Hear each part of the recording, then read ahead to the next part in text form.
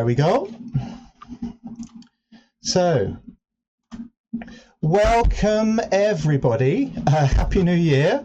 It's 2025, and we're starting on a new subject for this term, for the winter term. So I thought when I was at the class in Raunds before Christmas, a few people expressed that they would like to do something around the idea of still life, and then we were talking about botanical art and botanical drawing and things.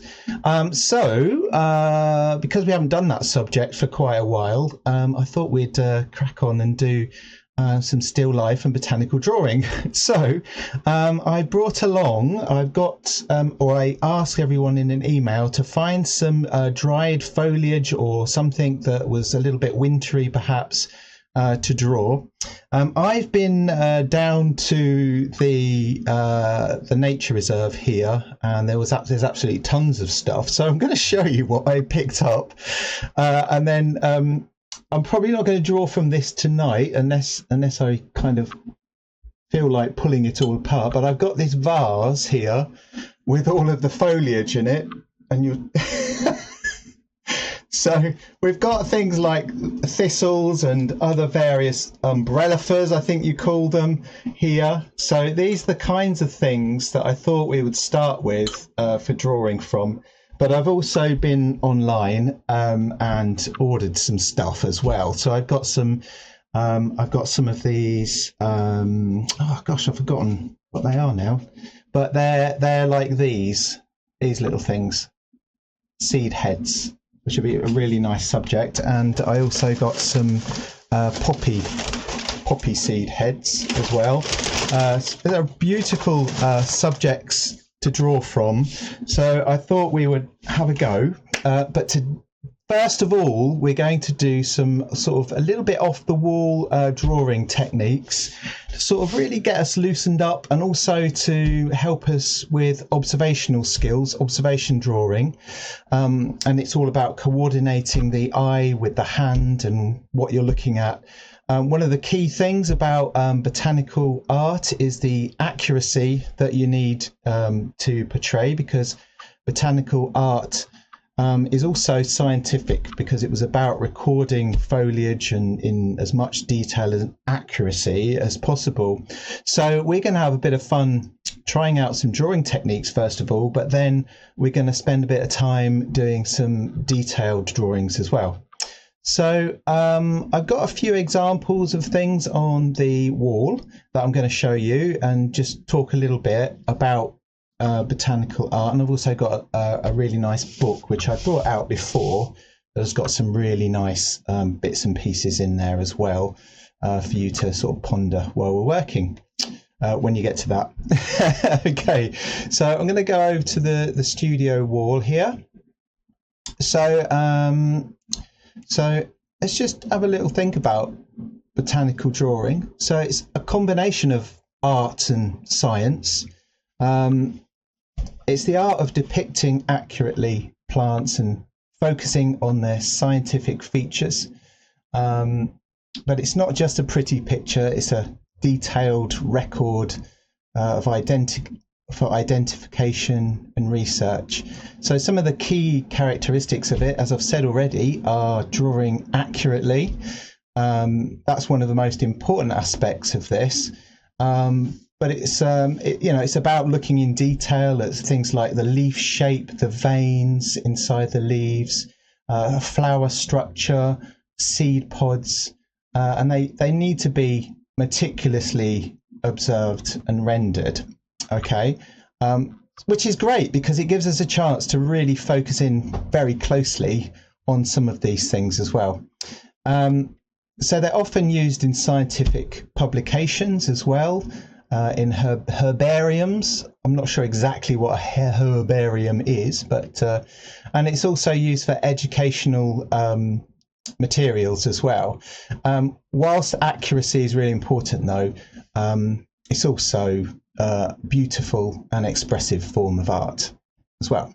So botanical drawing goes back a long time. Early examples can be found in ancient Egypt and Greek civilizations and things, and they're used often, as you might guess, for medicinal purposes. The same in the medieval period as well, but books on medical plants became popular in that sort of period, featuring illustrations alongside descriptions and so forth.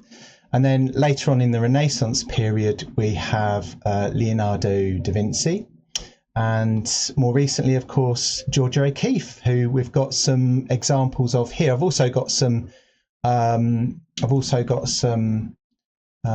Leonardo da Vinci stuff as well. So absolutely gorgeous paintings, which are very symbolic, have a sexual connotations as well, according to a lot of what people will say about them, because of the curves and the close-up details and things. But also, as you can see on this page here, we've got some beautiful drawings and things as well that she did, and not so much botanical, I guess, but more expressive. They're very stylized as well, but worth mentioning. And later on in the project, I hope we can look at some other things as well, such as shells, which is why I put this one on here too. So let's have a quick look at that one a bit closer. So again, quite stylized, but you can see the connections between the way she works with these subjects as well, these beautiful natural forms. And then this one, which I wasn't sure what it was originally, is actually kind of a ram's horn, I think. But again, it's got this beautiful organic form with these deep shadows and beautiful curves and so forth. So we'll have a quick look at, we've got some Leonardo da Vinci here as well. Get rid of those. So there we go. And so let's get rid of that ram's horn. There we go. And that one. So again, we've got now Leonardo da Vinci, as you know, was really interested in the world around him, obviously, and he would do these wonderfully detailed drawings as well, which are definitely more on the sort of line of botanical art as well. So we've got these, it looks like blackberries and berries and various things, but absolutely, you can tell that he was really looking closely at those details and things as well. So I'm just going to zoom into this one, because this one intrigues me the most because of that detail and because of the clearness of the imagery as well. So you can look how he's really looking at the way that this object is growing, with the curves again on the, I don't know what you call them, stems or something, and then we've got the flowery detail, and you can see the other area. Actually, it's interesting is you can see the loose drawing just underneath, or the rough drawing, which is then worked back into. And a lot of botanical artists will work into a drawing that they've done underneath as well. Okay, so let's have a look at some more contemporary artists as well. One of the things to remember about these artists is that it is really seriously about observing things really closely, and in fact sometimes these artists will use a magnifying glass and we'll carefully dissect things as well in order to learn more about them. That one's not one there, just get rid of that. So let's have a look. So the careful observation is the key, using magnifying glasses, dissecting tools, even microscopes.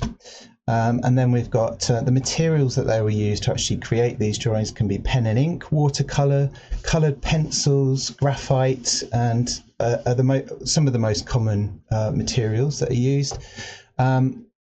And then the composition, the layout is really important. So we're going to draw on perhaps a piece of white paper or a white background.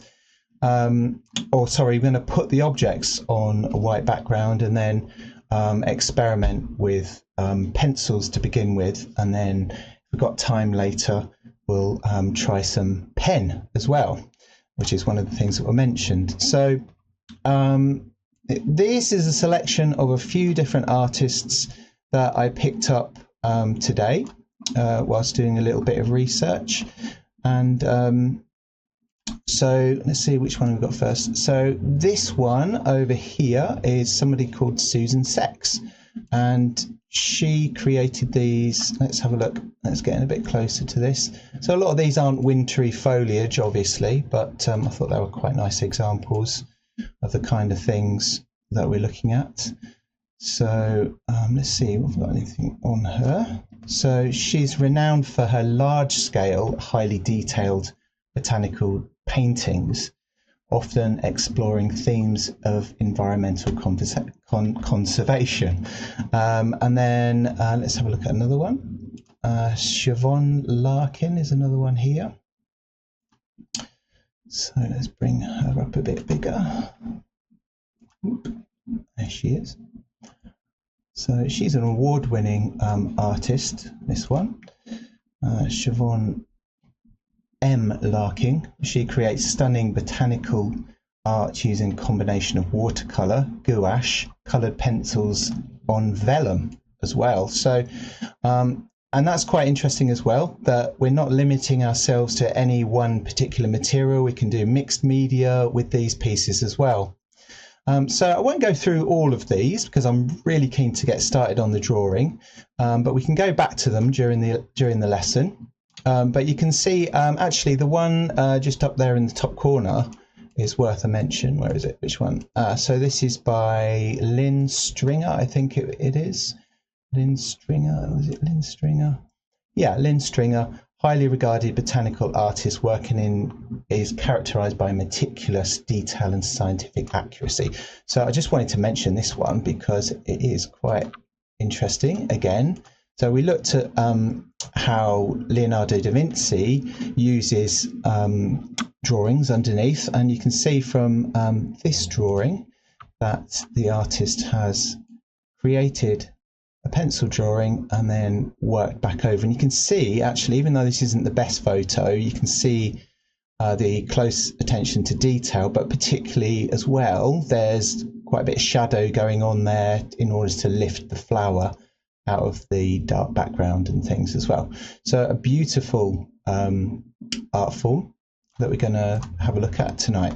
Okay, so we'll go over to my desktop. Hopefully it's on. It is on. Hooray, good. Now, as I said earlier, we're gonna do a few different drawing techniques, okay? And this is basically to get you to loosen up, to experiment a little bit, and because there's this element of being very precious about the work that we're doing in order to get the accuracy, but at the same time, to begin with, you need to be able to look at the object, observe it closely, but also to feel free enough to make mistakes and have a little bit of fun drawing. Okay, so the first technique I'm going to do with you is called a blind drawing. So this is where we hold the object in our hand, but we don't look down at the paper, and you have a limited amount of time to draw it. So obviously there's no time for being precious or even looking at the work, but it's about being able to look really closely at the object that you're working from, and really start to tune in to what you're looking at. So I put a little timer on here this evening. So I'm going to do a 1 minute drawing without looking at the paper. I'm going to get you to have a go at it as well. So try not to worry. It's just a bit of fun. It won't look like the object particularly. It may look a bit like it, but it's about having a bit of a giggle and also teaching your hand and your eyes to coordinate with what you're looking at. And then I've got a few other techniques for you to have a go at with me in a few minutes. All right, so so the best way to do it is to sort of turn yourself to the side and hold your object in front of you. And then I'm left-handed, so the desk is on my left, and I'll be looking at this object after I've pressed the button for the timer. over there, and we'll see what I come up with. Okay, and you'll be able to see what I'm doing, but I won't. All right. Okay, so here we go. And right. So you've only got about a minute's time to draw this object, and you may not even finish it, but it doesn't matter. So I'm looking at all these sort of holes where the seed pods go, and I'm just trying to sketch the overall kind of shape and form, and I'm noticing all the creases in the back of the object and where the stem should be. And I'm going to add a little bit more wrinkles around here and shade in some of the holes, which I have no idea where they are anymore. And I'm hoping this alarm's going to go off, otherwise we'll be here for a long time.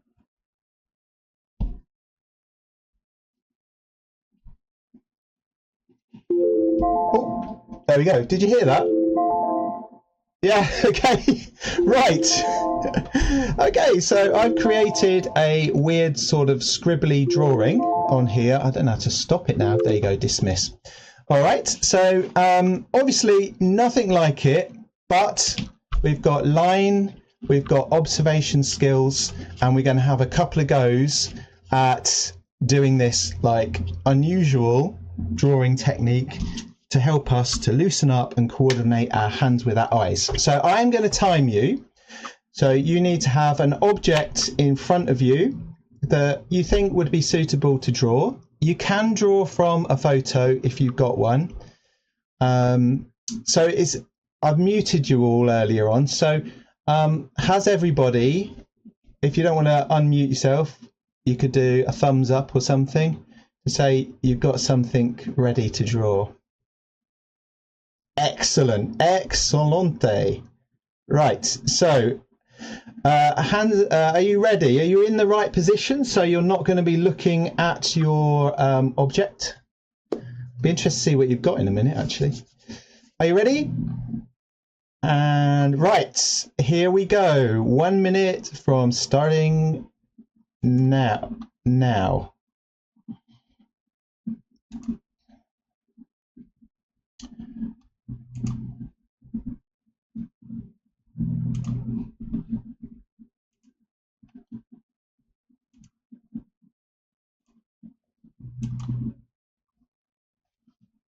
Okay, it's going down. So you've got to keep going for the whole of that minute, and you must not look at your work at all, because that will compromise your observation. I can see Sasha smiling there. She's very tempted.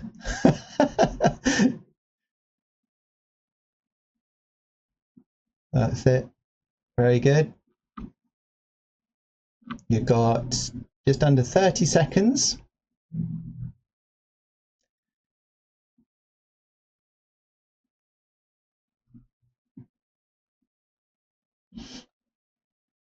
And 15 seconds to go. And then that little alarm thing should go off. 10 seconds. 5. Okay, it's usually, there we go. Okay, so have a look at what you've done. Camilla's like holding her hand in front of her face there. I can't hear anything anyone's saying. If you want to speak, you'll need to unmute yourself. When we do this at school, it usually causes a few giggles.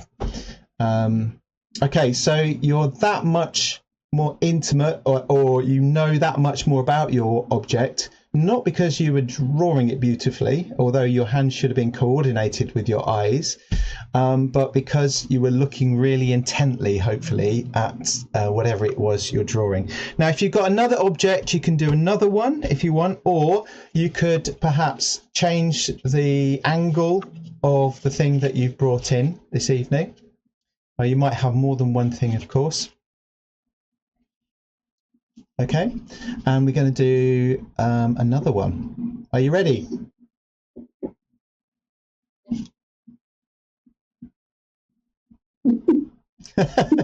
One thumbs up. Thank you, Megan. Right. Okay. You ready? I'm going to do it as well this time.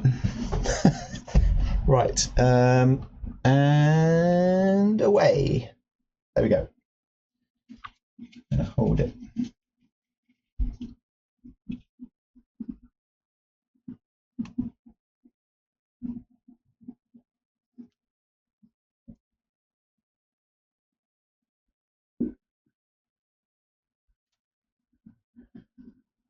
So keep your hand constantly moving so that you are using your eyes to guide your pencil as much as possible anyway.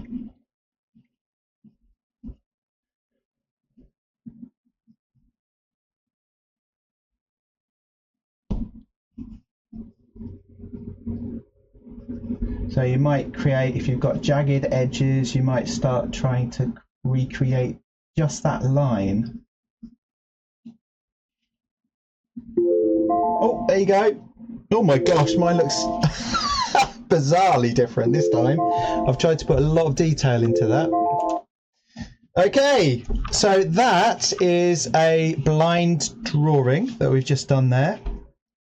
Now, next we're going to do a series of really quick, what I call gestural drawings, or what are called gestural drawings, where you're going to draw in a very short space of time, and you're going to be using line and shadow if you want to create this object. So I'll do sort of now you can look at it this time. It's not a blind drawing. So what's recommended is that you're standing when you do this as well. So you get the benefit of the movement in the body and so forth, and the arm. So it's not about being tight like this. It's about standing up and moving about. So I'm going to use my timer. I'm going to stand up and do it. And I'll show you what I mean. So gestural drawings. So we're gonna work up to about 3 minutes. I'm going to do about 15 seconds first of all.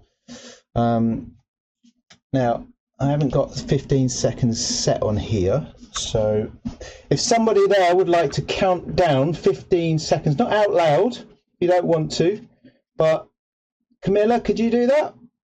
And just say stop.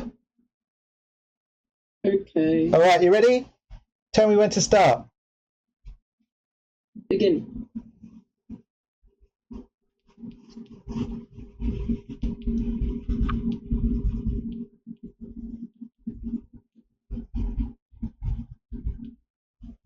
Stop. Okay, so loose marks, but move around the object as you're looking at it. So again, we're coordinating our hand with our eyes as we're looking at the object. You won't get much detail, of course, because it's a very short drawing, but I'm going to increase the time as we go through it. And it gives you a chance to take that information on board and translate it onto the page. So we're going to end up with quite a few drawings. I hope you've all got enough paper. Right, so if you, I do advise that you stand up, because you may not think it, but it makes a difference, okay? But if you don't want to stand, that's absolutely fine, okay? So one gestural drawing coming up. I'm going to count you down for that and tell you when to stop, okay? Are you ready? Amy, I have a question. Yes, go for it. You were holding your pencil differently. Right, okay. So I wasn't holding it like this. I was holding it like this, was I? Mm-hmm. Yes, okay. So that's something perhaps I don't really think about very much, but when I'm doing design work or I'm drawing anything from observation, to start with, when I draw, I will hold it underneath the hand between my finger and my thumb like that, and then that helps me to sort of have just a little bit less control over the way that I draw. It also makes me feel a bit more like I'm loosening up with the way that I'm drawing. So that's a very good thing. Thank you for pointing that out. And maybe everyone else would like to try doing it that way as well. So I'm just holding my pencil under here. I'm also using the back of my palm, or just on the side of my palm here, to sort of secure it a little bit more. But yeah, something I didn't even think about, but maybe you want to have a go as well. Okay, you ready? Right, are you ready? Let's right, I'm just gonna go.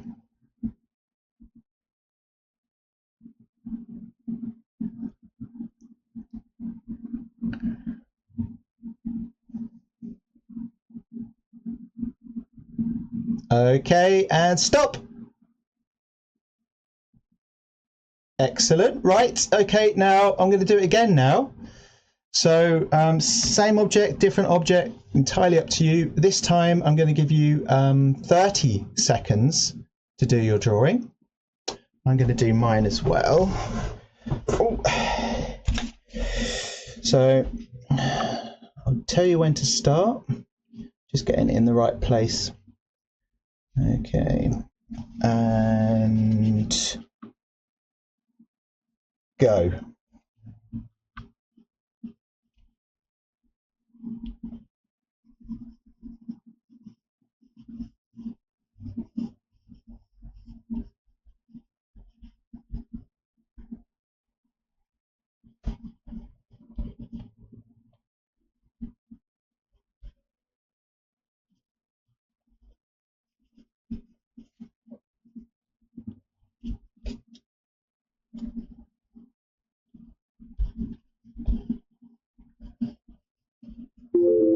There we go.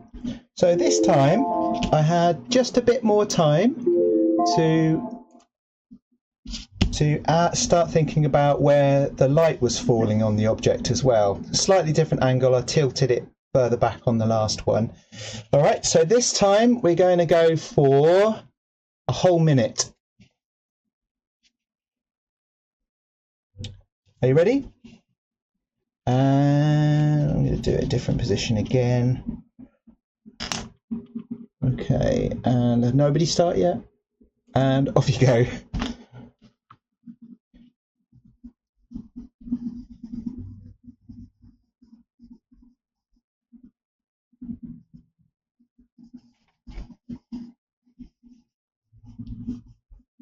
So often when I'm drawing, I'll start off as loose as this in order to start mapping out the details of a picture.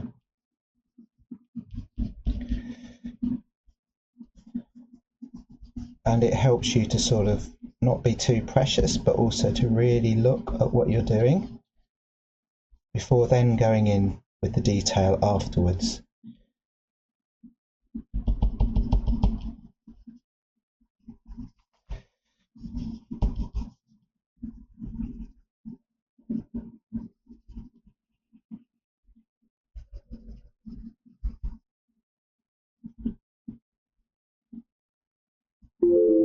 There we go.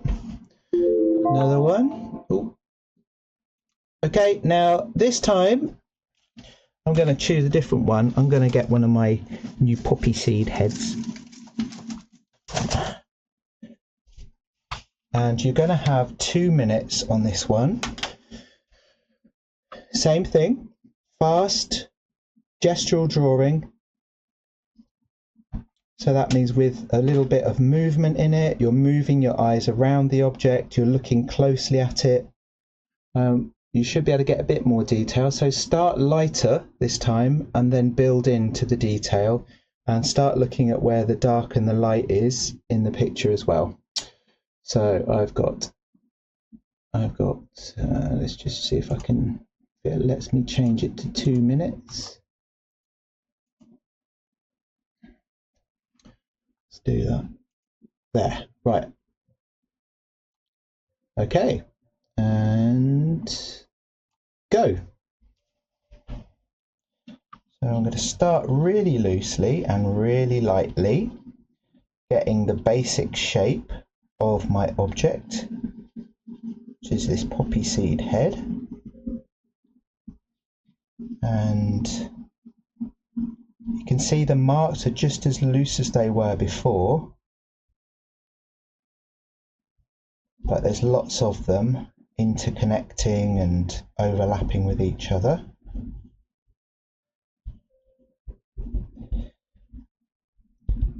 So we've got 1 minute 20 left.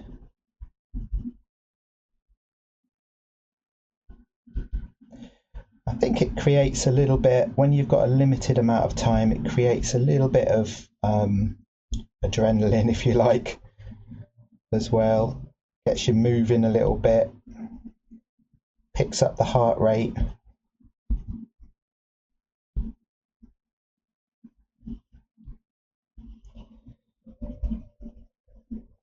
Right, you've got just under, well, you've got 45 seconds left now. So if you've got the basic shape of it all, you might want to start going in a little bit heavier in places, or even adding some more details. Is what I'm starting to do.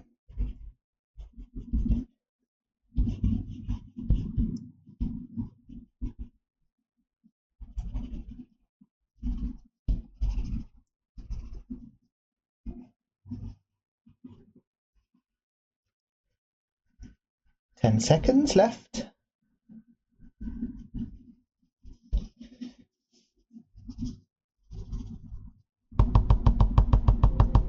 Some dots. There we go. All right, that's it. Okay, now last one. You've got 15 minutes. You've got 3 minutes this time.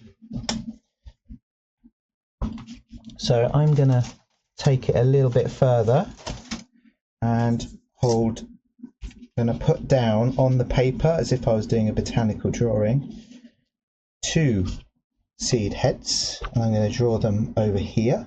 If you need to sharpen your pencil or whatever, you can do that now. I'm using a really soft pencil this evening. I'm using a 6B because I absolutely love 6B pencils. But if you're using something a bit harder, it's absolutely fine. If you're using like a 2B pencil, for example, or even a HB, that's absolutely fine. You'll probably just find you don't need to sharpen it as much as I do. Right, okay. So 3 minutes this time. I'm making you work tonight, aren't I? Right, here we go. 3 minutes, off you go.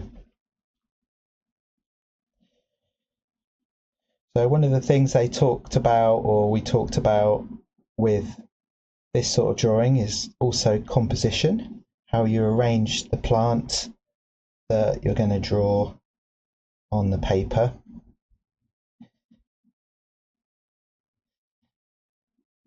So it's quite nice to do something a bit similar to that.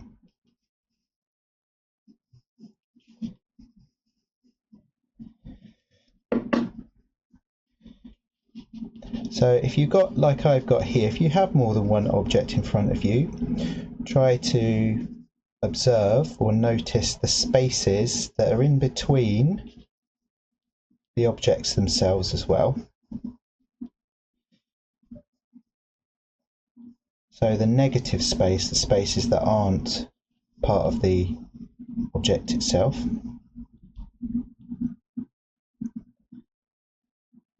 I've just noticed now, thinking about how I'm holding the pencil. I'm holding the pencil, and I might have been doing this before, I don't know, but I'm holding the pencil much further back.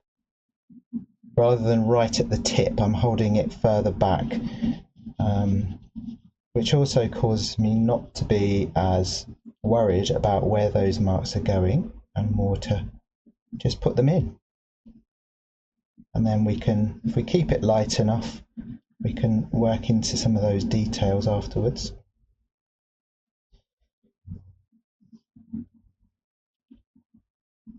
So we've got 1 minute 10 seconds left over.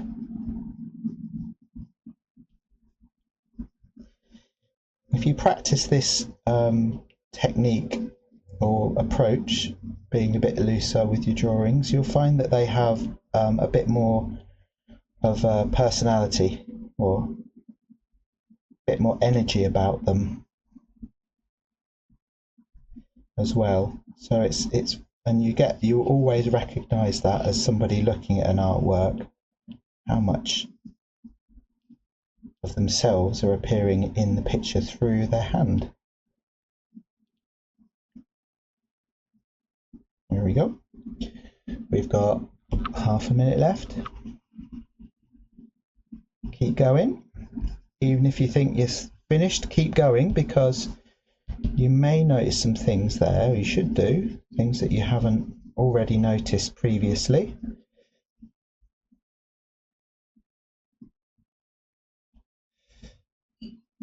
Five seconds. Oh my gosh. Where did it go? I spent too long. There we go. Right. Stop. There we go. Okay, so I hope you enjoyed that and got something out of doing that. Now, the next one and the last one we'll do before we go on to really examining closely some of the things that you've got is going to be something which is my favorite. Actually, there's two. One is a continuous line drawing. Okay. And we'll have about 5 minutes on this, and the next one is similar, I think, and it's called I call it a scribble drawing. Okay, so basically you have to keep your pencil on the page and keep it moving at all times throughout the time that we're drawing, and if the lines overlap with each other, you can make them a little bit lighter if you want to get from one side of the picture to the other. So I'll do a quick one so that you can get an idea of what I mean.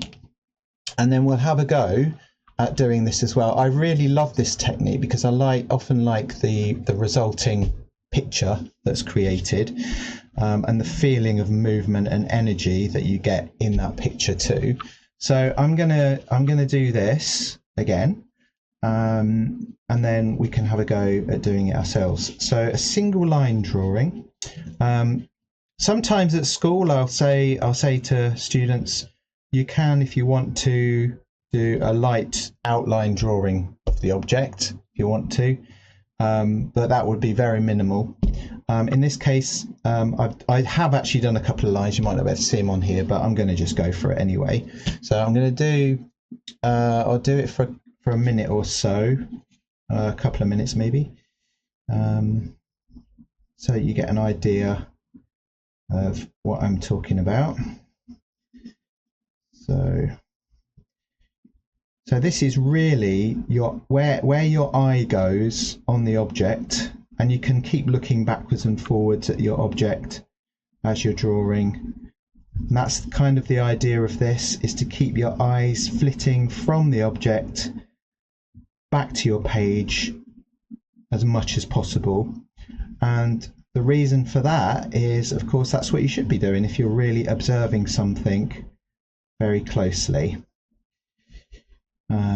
I've got this 6B pencil, of course, as you know, which is going to be much sort of a thicker line on here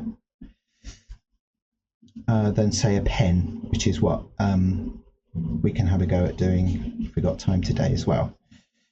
I'm just going around. There's this flicked up bit on here as well, and it comes down,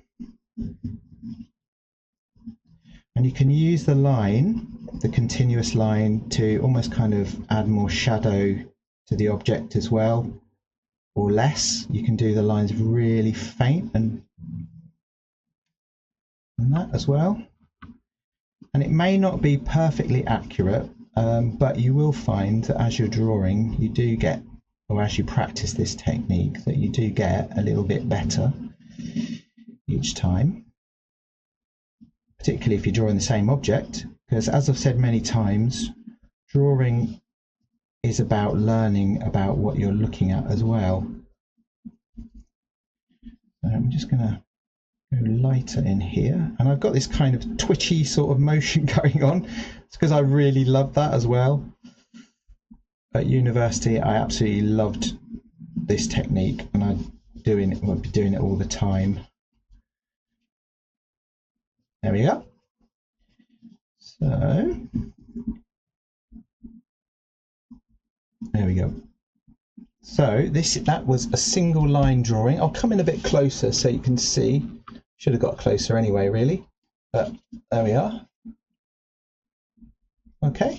All right. So I'm going to let you have 5 minutes to do a drawing, but with one line. And you must keep moving throughout that picture, throughout that drawing. Okay. I think actually we'll go for 3 minutes because that's quite a long time. Okay. Are you ready? 3 minutes. I'm going to put the timer on for this one again. So you got 3 minutes, one line only. You must keep looking at the object and looking at your paper. No making it up out of your head. It's about looking and observing. And off you go.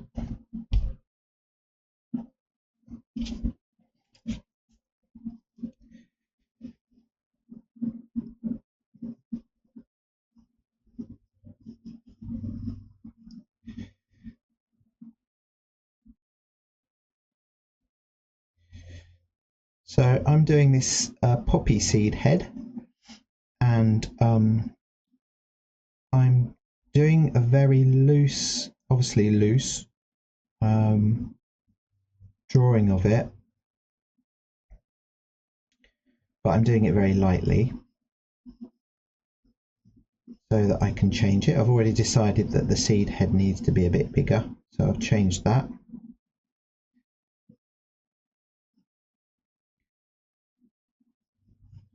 It gives me a chance to make mistakes, which is part of the fun, I think.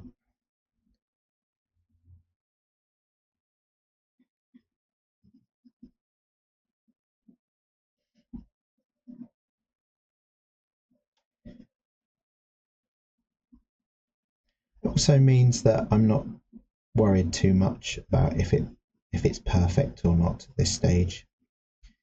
And this will hopefully help you be a bit more warmed up for getting stuck in with drawing something in a lot more detail in a bit.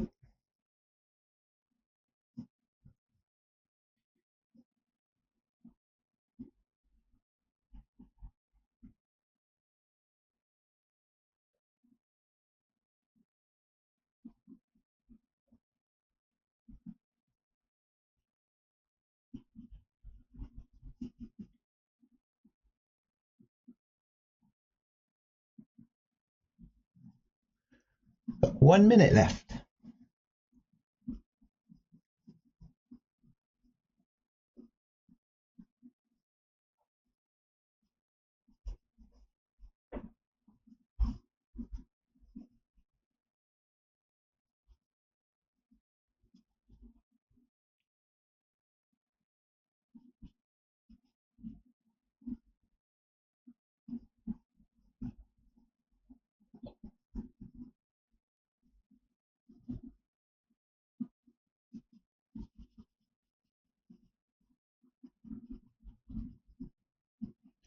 Twenty seconds. Keep going, don't stop.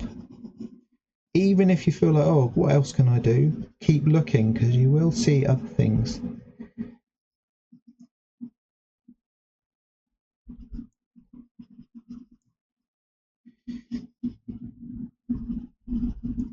Just seeing a little fold. There we go. All right. Well done, everyone. Obviously, I can't see your work, but thank you for trying out those techniques. So I'm not going to do the scribble one as well, because I feel like that is pretty close to it. Or shall I? Shall I just do a quick scribble? Does anyone want to do a scribbly one? Okay. Right. Okay. So we're going to go on then to drawing some objects in a bit more detail this time. So the first thing that we need to think about, and I've got this nice book here, is about not just the outline of it, but also I've got this really lovely book here by Sarah Simblett, and it tells you a lot about drawing, botanical drawings and things, and it's also got some really nice drawing techniques in here. It tells you about the kinds of materials you can use, like pencils, a scalpel blade, perhaps for sharpening, pencil sharpener, or something for taking apart the object. But this bit, which I always go on about in a lot of my classes, is about all the different mark making techniques here as well. Now, a lot of you will have done all of this sort of thing with me before, but there is a sheet about mark making. If you're kind of a bit new to doing all this sort of thing, we've got this sheet here of different techniques that you can try out in order to get the hang of creating this drawing. Okay, so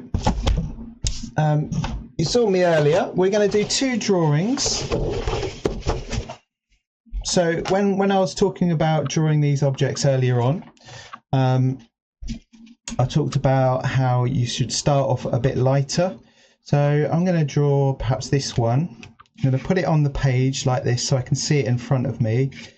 I'm going to move it around like that. So we're going to do a much more detailed drawing where you can take your time over what you're doing with it, and then after that a pen drawing as well. So the thing to do is I'd like you to do it a little bit bigger perhaps than the object. So if we're looking at this piece of paper here,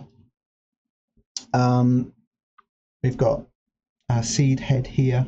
So I'm going to do it quite a nice big size, like this.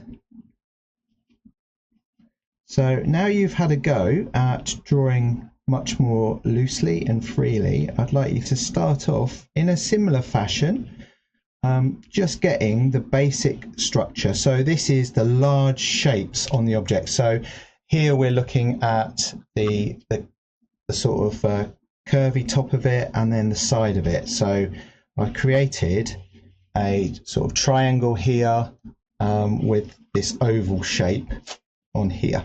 So that's given me my structure and starting point in order to draw it. All right, now as mentioned earlier, some of these artists will use like a magnifying glass. If you've got one, you could have a go so you can get into that detail a little bit closer. I happen to have one that I use for lino printing, which is this thing here. So I could, if I wanted to, get in really, really close and have a much closer look at the object. But let's just see how we get on this evening. So choose, if you've got another object, then you could choose that. If you've got these, which is something I picked up as well online, I've got these little, is it a posy, what you'd call it? These very small, these really small posies of dried flowers. I've got these as well, so I might move on to that after I've done this pencil drawing. Okay, so if you've got some different things that you could work with, then please do. All right, so obviously I'll talk through a bit more about when I get a bit further with this about how we're doing, but is everybody happy to crack on with drawing? Is everybody all right? Yeah? You need to draw the seed head that you brought. Yes, exactly, yes. Oh, right, I'll try. What have you got, Sheila? I've got this peculiar thing. I borrowed it from the toll put it handle. Oh, yes, yes. Yeah, so with an object like that, obviously you've got the stem, haven't you? But you've got the overall kind of shape of the thing itself. I've got a fur coat in the garage, I might fetch that. Yeah, you could do that. But if you're drawing like even if it's a bit like this, for example, you'll need to draw the overall kind of shape of the thing. So you're fitting it within a kind of a frame, if you like this. Okay, I'll probably do this one in a little bit. I'll measure it and have it ready.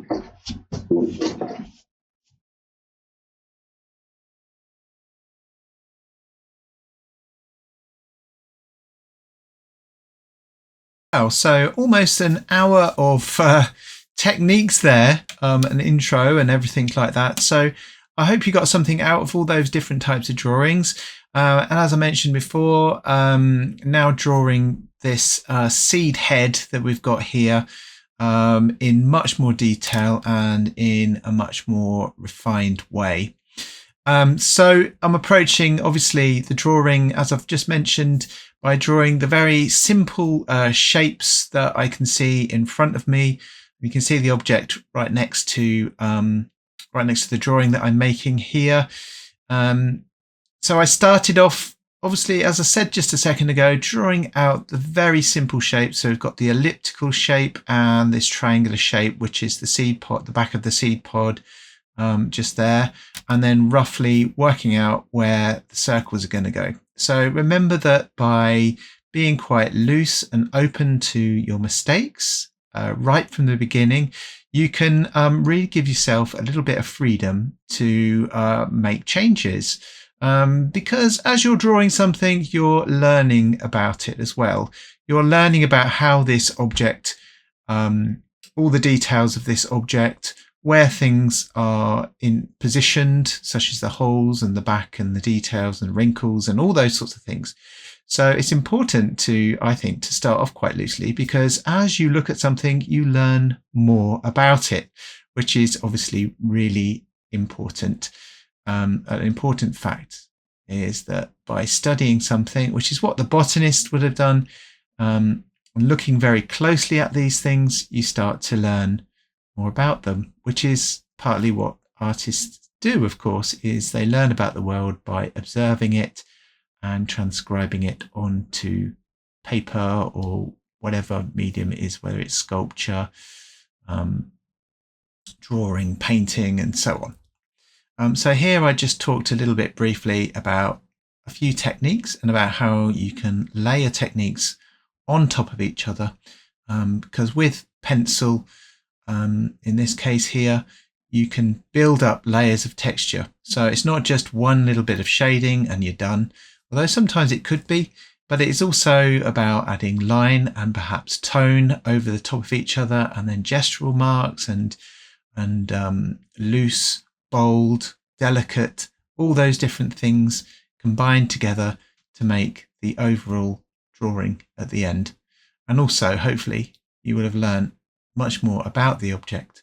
And I've also found over time that, you know, the more of this sort of thing you do, the more reference you've got when it comes to drawing all sorts of different things. You know how to create the tone in a certain way, how to make things look closer or further away from you, depending on how light or dark the tone is going to be.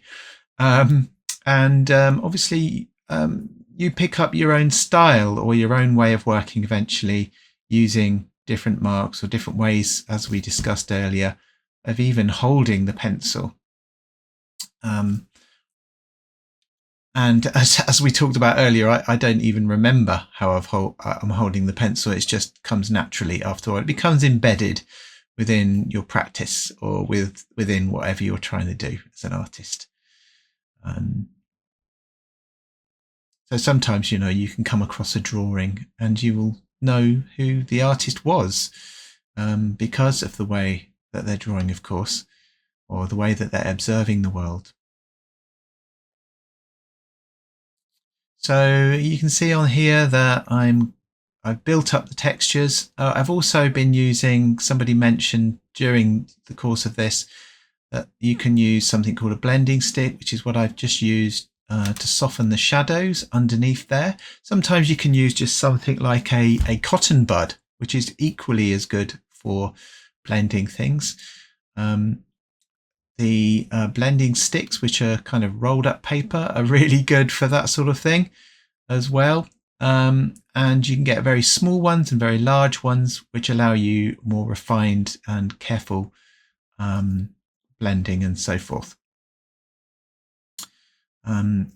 So I just keep going here, building up this whole thing for the rest of this lesson.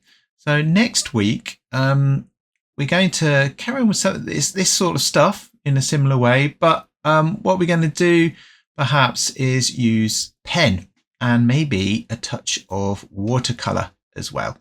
So bring those things along to the next lesson, and hopefully we'll have just as much fun as we've had today. We won't be doing any more blind drawing next week. We'll be launching straight into the drawing. I'm also thinking about showing a little bit more about how to draw objects such as bottles and vases and so forth.